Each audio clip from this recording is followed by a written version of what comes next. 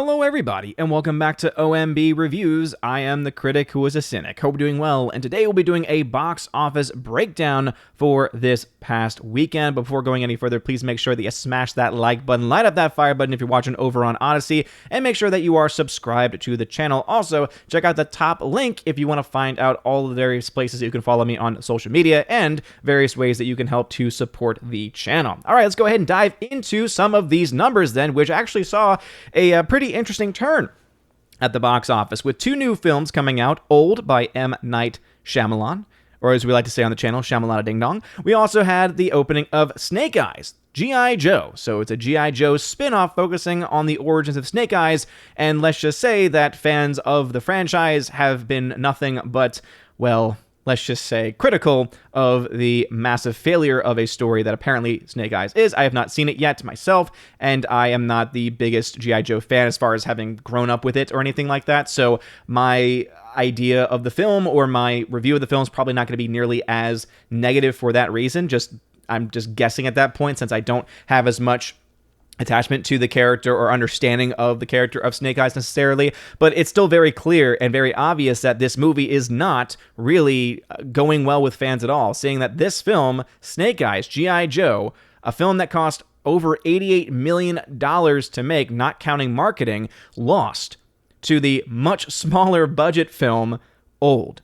That's right, M. Night Shyamalan released a film in July that beat what typically would be a major box office summer hit in a G.I. Joe movie, which looks at this point to be a massive flop. Now, I will say, at this point in time, it's really hard to make any official predictions on Snake Eyes. I can make some educated guesses. The only reason why, though, I have to say that is because we actually don't have any foreign numbers yet for Snake Eyes. It's actually been quite weird. I was trying to track the numbers earlier in the weekend, and it was really hard getting some of the information. They were very slow to release a lot of the information, and obviously you hear a lot of people in the media saying, well, I think it's because of the Delta variant, etc., and they'll make excuses until they're blue in the face. The fact still remains that even if you didn't have that going on right now, the movies really aren't all that strong. We have seen that there are films that are going to bring people out into the theaters spending money on movies, and that movies can even be profitable. We saw that especially with A Quiet Place Part 2, which that and The Conjuring 3 are really the most financially successful actual raw net gain films of the year so far. So it's absolutely possible. All the while you have films like, looks like now, G.I. Joe. You have films also like Space Jam: New Legacy, which we'll talk about today, and also even Black Widow, which are just not really faring all that well when you look at the actual box office numbers themselves. So again, that was the top two films of the week. Black Widow came in with another 55% drop, making $11.6 million. Now it has $154 million domestically, which again is fine for COVID time, but when you remember the film costs as much as it does, it still has a long way to go. Not, of course, counting those very fishy Disney Plus numbers. Looking at the entire weekend, we can see that Space Jam fell from number 1 all the way to number 4 with a 69% drop while adding on theaters, making another $9.5 million.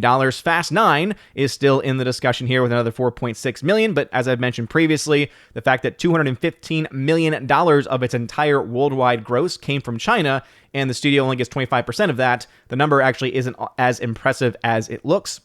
You then also had a pretty big drop-off for Escape Room Tournament, but again, that's a film that didn't cost a whole lot, so even though it had a pretty big drop-off, it's probably going to be totally fine. Boss Baby continues to be a financial failure, and then you have a couple other films that are still making some money down the line. So let's talk about the newest releases first. So Old opened up $16.5 million domestically, making $6.5 million in the international market for a total of $23 million in its opening weekend. As I mentioned before, this film didn't cost a whole lot to make, and so even though it is still not financially in the black, most films typically aren't at that point even after their opening weekend. Even if they have a very successful opening weekend, it is very likely that this movie will probably be in that financially safe territory either by next weekend or at least in a couple of weeks. I think that this is a film that's going to very easily make its money back in either 2 or 3 weeks, and it's going to, again, make a little bit of cash. Not be a massive financial box office success as far as the raw net gains, but Hey, during a year like this, when even smaller budget films have actually flopped at the box office, it's actually a pretty good sign for M. Night Shyamalan, especially since this is yet another film that has apparently caused some people to be divided, what they think about the story, what they think about all the different twists that Shyamalan typically adds into his stories. This is a film that I'm planning to see this week because it actually seems like an interesting concept. I wish they hadn't revealed everything in the trailer, but hey, maybe there's a couple of twists or turns that might be still unrevealed at this point. Snake Eyes G.I. Joe Origins is kind of showing us that we probably won't see another G.I. Joe Origins movie, which I know some fans are probably going to be very thankful for. However, as we have seen, there have been a plethora of movies this year that have not done well financially, especially when you look to the raw gains, and yet have already been greenlit for sequels, have already been greenlit for spinoffs, and so it's really hard to say whether or not they're going to make more at this point, but based on people not going to see this movie, at least domestically, I imagine it's going to be a similar story internationally as well. This does indeed seem to be kind of dead on arrival. Space Jam: A New Legacy is now up to $93.9 million, so yes, this movie will cross $100 million worldwide. Biggest issue, of course, with this movie is that it cost a plethora to make, and we can actually start to make some predictions today about how much money this movie is going to lose, because Space Jam 2 is going to be a massive financial flop, one of the biggest flops of this year, which just makes me incredibly happy, since not only did the movie suck, but also, come on, it's LeBron James. If I see a movie with his that's going to fail, it's going to make me quite happy. And then Black Widow is now over $300 million worldwide, which again, some people might look to say, hey, that seems like it's a pretty good number. Hey, that seems like a pretty good number for pandemic times. But just remember, this film cost a crap ton of money to make, and we don't even know how much more money they had to spend on marketing, and they only get such percentage of the box office back by the end of the day, so it's still very likely that this film will end up being at a financial loss, or at the very least, a very small financial gain, being one of the lowest grossing films as far as actual raw net gains are concerned in the entire history of the MCU, maybe second to only the Incredible Hulk film that came out, and maybe the first Captain America film, and I've broken that down on previous videos. If you want to see more information about previous Marvel MCU releases, check out my website, ombreviews.com. And speaking of which, if you go and check out that link at the top of the video today, it'll bring you to what's called my Willow page. It's named after my dog, apparently, where it has a ton of different links where you can follow me on, again, different social media platforms, follow me on different places to support the channel as well. But one of the places is my website. And so if you just click on that link, it will go ahead and bring you directly to ombreviews.com. So it's just a very convenient place to have all of those links. And if you go to box office tracking, you will see the current tracking that I have right now available. So I have now added Snake Eyes at 13.35. and Old at $23 million. Again, in their opening, Snake Eyes will probably change if we eventually ever get any international numbers. But as you can see, we now have those second weekends for Space Jam 2 and Escape Room, and so I can start to make some predictions about those movies. And so when we look to those two films, with $93 million for Space Jam, that means that we're looking at the film making somewhere between $134 and $187 million by the end of its run. Remember, this film cost $150 million to make, $225 million when you add in marketing costs. You look to Escape Room, which has now up to this point made $24 million worldwide. That film will make somewhere between $34 and $48 million, but that movie only cost $15 million to make with a $22.5 million production budget, which means at this point I can predict that what we're going to find and see from Space Jam is it's going to lose somewhere between $144 million and $112 million. So this film, Space Jam 2, is going to be an over $100 million loss for Warner Brothers.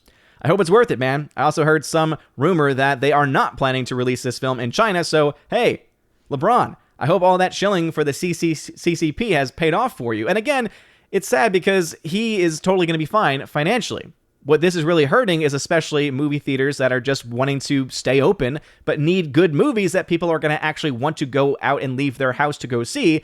But Warner Brothers decided to instead make a sequel that no one asked for, featuring somebody that most people outside the basketball world, at the very least, don't care at all for whatsoever. And again, I think the box office numbers kind of speak to that. So $144 million to $112 million loss is expected for Space Jam 2, which just makes me happy. For Escape Room, the film's either going to lose around $1.8 million or make a profit around $6 million. So as you can see, that movie, even at a lower budget, could still potentially not make its money back. However, that loss would be small enough to where it could eventually make it back on different streaming services, or with contracts, or on Blu-ray, on DVD, that kind of thing. So it wouldn't be nearly as large of a drop-off. As I've mentioned before with Black Widow, again, having now $314 million, I suspect that this film will either lose up to $73 million or make a profit of 16.8, which would be one of the lowest grossing films as far as net profit is concerned in the entire history of the MCU. But at that number of $314 million, that means the film is at $111 million in the red. Now, I know that there's some people out there going to say, well, you got to take into account the 60+ million it's made on Disney Plus, which is just raw profit. So that would cut that quite a bit. Yeah, it'd still be around a $40 to $50 million loss for the movie, which you could argue will be at least a doable number to be able to reach at that point. But this movie is slowing down, especially in the international marketplace. And at the end of the day, people are going to start to realize, oh, this film is already going to be available on various pirating websites, because there is a digital version out there for people to be able to get. And also, too, this film is going to be available for free on Disney Plus not too long in the future. I want to say they announced that it was going to be sometime in October or November that the film was going to be available for free. So when you take that into account, with also the fact that the film's about a character that is dead and people just don't care about as much as they used to, and also that this is a movie that should have been made back 5-10 years ago when people did care about the character, you start to realize that this film is probably not going to be all that much of a moneymaker. And also, it should show quite a bit of concern for Disney, especially when it comes to their new films coming out like Shang-Chi, and also another film like The Eternals, where those don't have the same type of fan base guaranteed, where people are already fans of a character and want to go see the film. The fact that no one's showing up for Black Widow, or at the very least, a lot less people are showing up for Black Widow than people would have expected, I think should make them very scared for how well a Shang-Chi or how well a Eternals might do in the long run. But anyway, those are the box office numbers for this weekend. So what we can tell from this is that G.I. Joe likely will be, or rather Snake Eyes,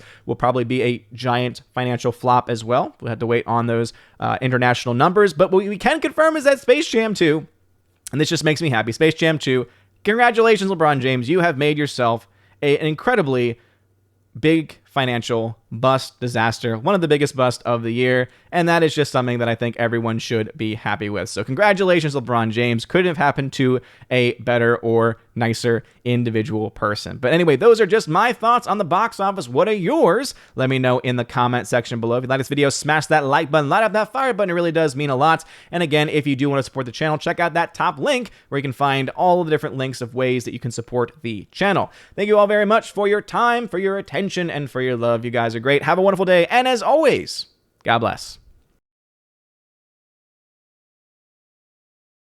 And now for a huge shout out to all of my July Patreon and Subscribestar members: Andrew Hoyle, Biffer de Hobbit, Brian P., Dion, Don Bruno de la Mancha, Father Christopher Miller, hail to you, Father, Father Damian Cook, Garrett Searles, Harold Francis, Inflamed Wood, It's a Trap Productions, Jason Clark, Jacob Juice, Jeffrey Toone, Jonathan Carney, Laura the Modern Major General's Story, Mike Jackson, Mad Mitch Dunaway, Mr. Peabody and his evil twin with the beautiful hair, On to June, Orange Hat Reviews, Out of Step with Reality, Priscilla Hall, Riff Magos, Rosetta Allen, Teresa Martin, Theodore Bendon, Tina B, and Tina Bojan. Thank you all very much for supporting me over on Patreon, and also to my Subscribestar members: Fast Reaction, Nosferatu Gatsu, John B, Perpetual Punster, Mr. Roy, Glinzer, J. Alex McCarthy Jr., Dean Heiss / the new number 2,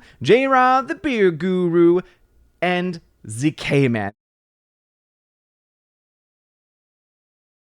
And I also want to make sure to shout out my Locals members. I am now available over at locals.com, and I've got 2 monthly supporters over there. The first of my local supporters is Goblin Squatch. Shout out to you, good sir. And also, I now have a second supporter over on locals.com, and that is Robert Barnes. Shout out to both of you very much. Thank you very much for supporting me on that new platform at the Keeper of the Bifrost level. If you want to find out more information about that, go check out my Locals page. You can find the link in the description, and it tells you everything that you would get in that Keeper of the Bifrost level, which is right now the only level available on that platform. And I also want to make sure to shout out any new Patreon members, and for right now, I want to shout out Mondo Spieler, who is my newest member over on Patreon. Thank you all very much for being here today. And if you want to have your name shouted out at the end of every single live stream and video on the channel, please make sure to check out the links in the description of ways that you can support me over on Patreon and Subscribestar as well. It gives you access to things like giveaways of Blu-rays, 4Ks, and digital codes. Also,